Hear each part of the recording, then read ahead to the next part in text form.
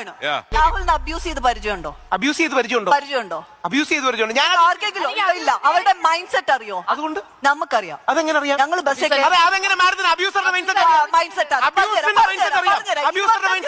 Public ട്രാൻസ്പോർട്ടിൽ travel ചെയ്യുന്ന സമയത്ത് ഒരാൾ അടുത്ത് വന്ന് നിന്ന് അവന്റെ കൈ അനങ്ങിയാൽ നമുക്കറിയാം. അതെ മാഡം, അത് ദീപകിന്റെ കാര്യത്തിൽ ആപ്ലിക്കബിൾ. വ്യാജ പരാതിക്കാരുടെ മൈൻഡ് സെറ്റ് അറിയാം. വ്യാജ പരാതിക്കാരുടെ മൈൻഡ് സെറ്റ് എനിക്കറിയാം.